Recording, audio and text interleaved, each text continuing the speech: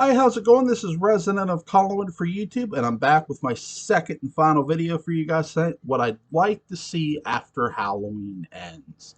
There's a lot of things I'd like to see really after Halloween ends, not just one thing. The primarily thing is, would I like for them to finally tie the timeline together, the 1 through 8 timeline? Yes, I would, and they could do it.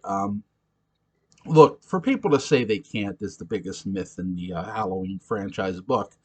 Not only have I done it as a fan fiction writer multiple times, a buddy of my fellow friend and fan fiction writer Daniel Culver's done that a couple times. We've both tied the timelines together a bunch of times, so it's nothing new. That can be done. That myth is busted. That's number one. Number two, I think whoever. Let's say they decide to do that, because I do want to stress it's not my decision what they do with this franchise. I'm giving my opinion. Let's say they decide to tie the timeline together. You really need to make the decision of what you want to do from a character standpoint first and foremost. So, and really, this should be a simple answer for them. This should not be some complex thing where, oh, we need to bring back Laurie Strode, we need to bring back Jamie Lloyd, basically resurrect Jamie Lee Curtis, Danielle Harris's characters all over again.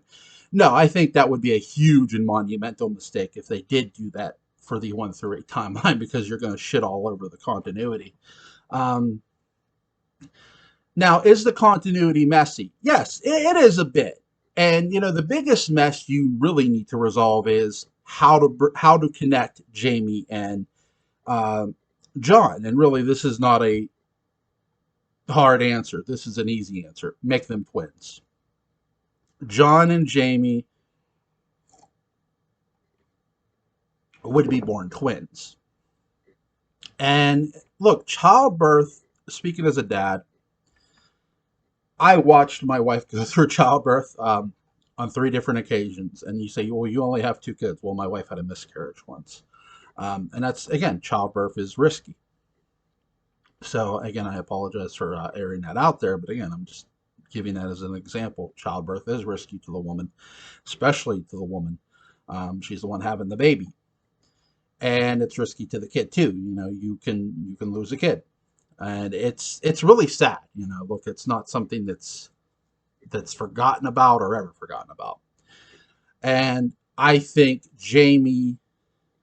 I think Jamie Lee Curtis's character, Laurie Strode, got told by her doctors that Jamie died during childbirth. They took the baby out of the room, and they told her that baby died. I think she got lied to by Dr. Wynn.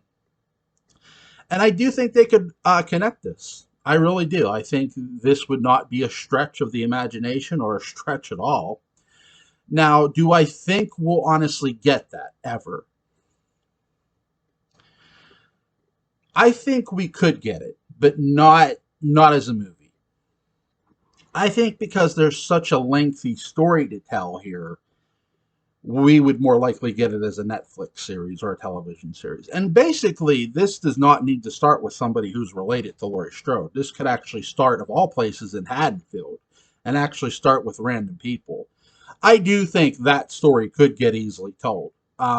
Would it have Michael Myers in it every Halloween? No. Not in Haddonfield exactly, but you would see Michael Myers in other towns. This would actually start off in Haddonfield, but it also would start off in other places as well. That you would start off in Haddonfield, and then on October 31st, by the end of the first season, well, come November 1st, you would read in a newspaper that there were attacks in another town, another city. And I think that's something they could do. Again, the first season of this, you don't need to piece everything together, because if you do Halloween as a television series, this isn't just writing another slasher. This isn't writing a slasher. Look what Scream did on MTV. They weren't just writing a slasher. That's one of the best examples of a slasher series. Even Chucky.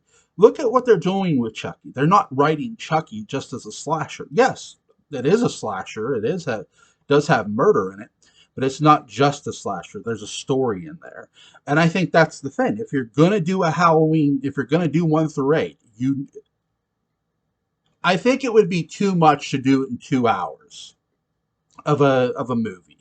I think this would be better done as a television series. The 1 through 8 timeline, especially. If you're going to do 1 through 8, if you're going to try to sort through everything and try to tie this together and have it make sense to an audience, then a television series would make sense. Would it get into the cult of Thorn? Yes. You can't ignore what's been done, so you need to address that. And how would I address it? That there would be surviving members of said cult. Halloween Absolute Evil had this right. I think they, for the biggest majority, had this right. I love the fact that they had other members. They had a whole nother cult and survivors of a cult. The only difference would be the cult members, I think, would be very scared of Michael Myers. That they're sort of waging their own sort of private war against him and trying to find him and get rid of him. Because they know, hey, he'll get rid of us. He did it. He almost did it. Because look, I don't think that's it. What I gathered from Halloween 6: The Curse of Michael Myers is going to be different from what anyone else gathered. I don't believe the cult was ever in control of Michael. Number one. Number two, I don't think that was the complete cult we saw. I think there are other members out there. How would I address old characters? I've already said how I would address Laurie Strode and Jamie Lloyd. They would be dead. No one could find Tommy Doyle or Kara Strode. No one knows where they are. And really, they wouldn't even be brought up for a long time. They would not get brought up right away. Really, the first returning person would be by the end of season 2, or in the middle of season 2, and that would be John Tate. And really, you sort of do need to address Laurie Strode's son first and foremost. I think that's the story. If you're going to address the Jamie situation, you have to address John Tate first. You can't address just Jamie's son. Yes, that's going to be something that gets addressed, but not right away. Again, space is going to matter with 1 through 8, especially as a television series. Another thing is how much does John Tate really know about his twin sister? Really, he would only have found out about it through the internet. That's why he's returning to Haddonfield. He just found out about it. And again, does Molly return? No. Molly dies. Remember the attacks I talked about? Molly dies in one of those attacks. John Tate, the attacks that happen at the end of season 1 would take place either in Texas or in Colorado, and John Tate would be living a normal life.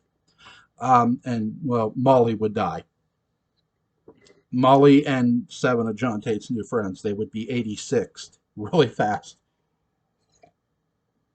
So season 2 would bring John Tate to Haddonfield, not just in search for answers that he was looking for in season 1, but search of other answers as well. As, hey, this guy came after me. This guy literally came after me again, for a second time. So now John Tate comes to Haddonfield finally. And yes, John Tate would not be your hero of this story. He would die at the end of season 2. I think if you're going to build a series around new characters, you need to get rid of some of these old ones. So John Tate would probably only last 1 or 2 seasons. I'm not going to have John Tate live a long life. Again, build your story around newer characters. Look, as much as I'd like for them to tie the timeline together and do a 1 through 8 timeline, and I hope they do. I hope they find the courage to do it. I more think Halloween will go the reboot route, and I do think they will. I think that they'll go straight reboot. Now, what would it be about Michael Myers? I think that's really, with a reboot, that's their biggest decision there. Do we do the same serial killer? And if you do, how do you make this look and feel different? How do you sort of step back and make this your own story, but yet Halloween in nature? And Yes, you can set it on Halloween and tell a story about a boy named Michael Myers who is a killer. And again, you can do it completely different. I think my biggest issue with the Blumhouse trilogy is I feel at times, though they've been trying to get away from the sister connection, I feel they haven't got away from it enough with this trilogy. Look, if you want to get away from something, then do it. Don't pussyfoot around about it. That's always my biggest issue with storytellers. Storytellers will tell you, hey, we're trying to do this, but then they don't attempt it hard enough, or they dance around it. Don't dance around it. Just do it. Just snap your fingers and get it over with. There's a lot of ways you could get around. You want to get around the sister connection? Here's one for you. 1963, right? You don't want there to be a sister connection. You don't want no chance of a sister connection, right? Right? We're all agreed. People who have said, we don't want a sister connection. I got your answer for you. You ready? You sitting down? Great. Judith Margaret Myers, kill her, right? Edith Myers, kill her. Donald Myers, kill his ass. All in 1963, and no, don't have their deaths be the only one, but premise their death. Make it a highlight of your story that they're dead. There is no sister connection in this story. There's not even a remote chance of a sister connection in this story. If you really want to get rid of the sister connection, then goddamn it, write it out. Right, honest to God, if you, I don't mind someone committing to a story. In fact, I applaud it. If you're going to commit to a story, it's something me and my friend Daniel Culver have talked about. Commitment to a story is just that. It's commitment. If you're going to write a certain story, then that's the story you need to write and not tap dance around it. Me and him have talked about this, that where if you literally take a story and you're saying, okay, this happens and this doesn't, then do that. Because if you say, well, the sister connection is not in my story, yet you're sort of preferencing Laurie Strode like that's his sister, then that's a problem. That's a confliction in your own story. And that's sort of my biggest issue with Blumhouse.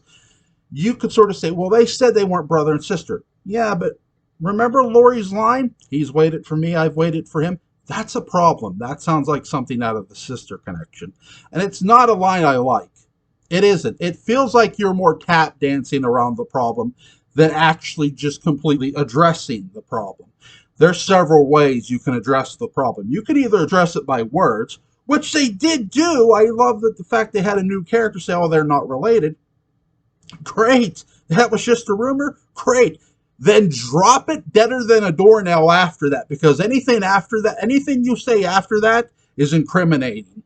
And well, when Laurie Strode says, well, I've waited for him and he's waited for me, it feels like you just backhanded a very new character named Allison Strode. That's my biggest issue with 2018. If you're literally gonna say, hey, no sister connection, we're not gonna sit here and have one, guess what? You don't have to. You can easily take it away. And again, I prefer the killing method because, hey, it resolves a lot of goddamn issues. Number one, kill the sister, kill the parents, and just kill a couple people else in 1963. That way it doesn't look so goddamn obvious. In fact, you don't even have to start with the murder of Judith Margaret Myers. You can say it already happened and show the other murders. That's something they could do. Now, would they do that? I don't know. That's more up to them. Again, if you're going to, whether you do the sister connection or not, and I think that's basically going to be the biggest decision in the franchise going forward, you need to honestly decide how you're going to do it. And have it make sense. If, again, now, do you need John Tate? No, not if you do the sister connection. I don't feel you need John Tate right away. I more feel you need to take a season and build the people in Haddonfield. Build those characters. By the end of season 1, there are people who are wondering if Michael's going to show up. There are people who aren't. Here's the good news. He doesn't show up in Haddonfield. Here's the bad news. He shows up somewhere else. And that's where you sort of see that somewhere else. When you see somebody, when you see these, when you see October 31st, Halloween night, you see Michael's, you hear the breathing, and you figure, oh shit, he's in Haddonfield. And here, no, he's somewhere else.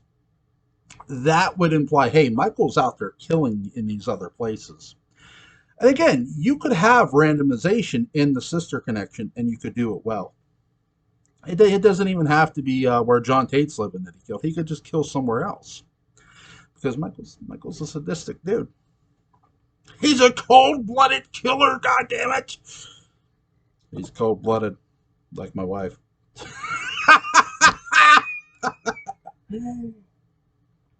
I kid. Julie will get a kick out of that. She'll watch this. Like, what are you talking about?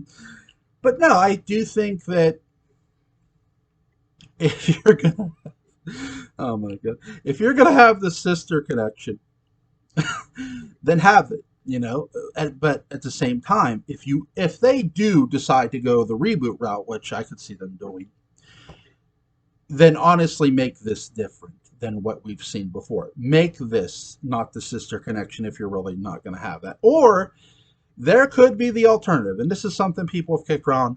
Would they do a story without Michael Myers? Now, we all know Season of the Witch. Here's the thing. I feel if you're going to do a movie without Michael Myers, then honestly don't do one without Michael Myers. But here's the thing too, don't do Season of the Witch. Why? Season of the Witch has already been done. And I really don't think there's any more mastering than what they did with Season of the Witch. Season of the Witch is literally the perfect Halloween, has been the perfect Halloween movie. Bar none. It really has. There's no debate of it. And I think that's the thing too. If you try to do something that's already been done with Season of the Witch or with Halloween, you're just going to end up repeating what's already been done. Whereas if you take, okay, let's say on October 31st, these kids decide to go to the haunted asylum in Smith's Grove after the fact of the events of Halloween, and they're mysteriously killed off, and everybody assumes it's a serial killer, and it's not. That's something you could do. Again, there's a lot of things you could do with the Halloween franchise. So it'll be interesting to see if they do anything, or well, not do anything, but if oh god. Yes, it says Halloween Resurrection. One of my favorite Halloween movies. By the way, this blood is from that one guy, Bill. Remember when Bill gets they stab the watermelon? Good times. Good times. Oh god. But again, I think, depending on what they want to do, ultimately, that's going to be their decision, It'll be interesting. I just think that if you're, and something me and Daniel were talking about too is, shout out to him, shout out to Killenberg. If they decide to do something with or without the sister connection, they need to commit to their characters of the ones they're going to create. And me and Daniel were discussing this a while back ago that, if they honestly put faith in these new characters or really, that's sort of my biggest issue of 2018, this trilogy. I don't feel they've put enough faith in Andy's character. And I feel at times this trilogy's hurting for that. That's sort of my biggest issue. I don't feel they've done enough, put enough faith in her. To me, you should have put this character over in 2018. Not kills. You shouldn't have waited a year. That's been my biggest nitpick of this trilogy so far. I don't mind The Evil Dies Tonight because I like to think there's more to that. Now, if there isn't, that's shame on me. Shame on this viewer for interpreting. Oh, God. But another thing, too, is with characters, something me and Daniel were discussing is if they're going to take characters, then commit to them. Like if they create all new characters, those are the ones they need to commit to. If you're really going to decide to not include, at first, the original characters, the OG characters, okay, that's fine. Then make sure you're focusing on the newer characters and telling their story first and foremost so people get to know them, so people have an understanding of how they feel about this situation, about how they're living in the town of Haddonfield. And that's something me and Daniel were discussing a while back ago, with that huge shout out to him. But again, that's something too that with this new set, if they do a reboot though, sort of similar, but here's the biggest difference. With a reboot, if they do a movie reboot and they say, we do want Michael Myers, we just don't want the sister connection, then goddamn it, do that. Do that. Make sure you commit to that because you most certainly can. And no, I'm not going to reveal what I would do specifically with a reboot because I already have an idea for a reboot in mind. But I'm going straight to hell with that one. Do not pass Halloween Go. go straight to jail, right? Go straight to hell, right? That's a little fun story. A little fun tidbit, but I said story. So that's sort of my point of view. That if you're going to do a story, whether it's the sister connection or not, really what you got to have faith in is your new characters, especially if you do the sister connection, I think, too. Because, again, you would be more relying on new characters if you do a series. Where, and again, a reboot, too. Again, I'm not going to have a character and name her Laurie Strode. I feel that's, you want to look at what pisses me off most about fan filmmakers. They rely too much on namesake characters. Laurie, John, Jamie. And again, I don't feel that's that offensive, but I think it comes to the point of, okay, how many more times do I have to hear these names? I'd rather you tell me news stories about these other characters that you could use, that you could create all on your own. And I refuse to believe that they couldn't. See, people are going to say, well, I'm just being insultive. No, I'm saying you have the ability to create brand new characters, and you, damn it, you know you do. You people know you do. Then do it. Don't just rely on John, Laurie, et cetera, et cetera. Sam Loomis. Look, I love OG characters too. My favorite, look, you guys who know me know my favorite series is Dark Shadows. But what have I said about DS?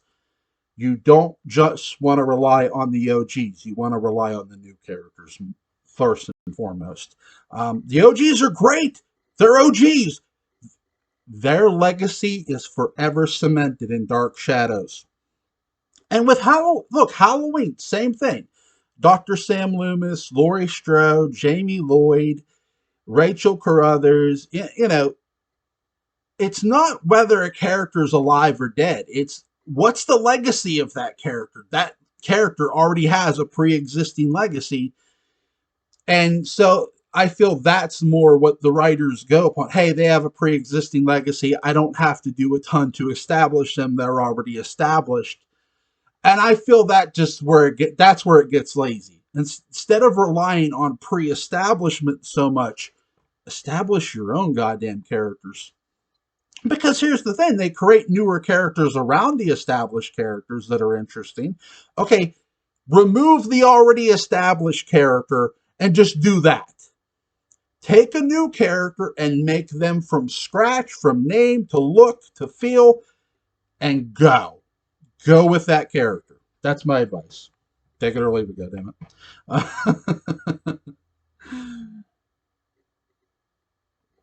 I am on my second pot of coffee today. That's criminal. That's criminal. Going to coffee hell. God, this is what it is when you've been writing all day. You're on your second pot of coffee. I don't want to see the inside of my stomach. Oh God, I don't want to see it. Oh my God. All right, guys, that's it for this video. Again, huge shout out to Daniel Culver Killenberg. I know he's got some videos coming up. I'll leave a link to his channel in the description box. But I do think that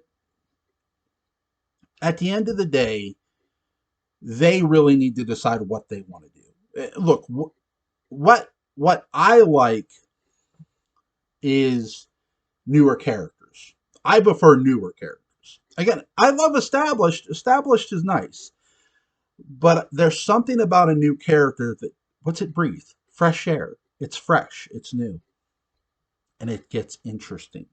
So, and you can make that character interesting if you create it. So, all right, guys, I've rambled here for 26 minutes. You guys have a great Michael Myers Monday.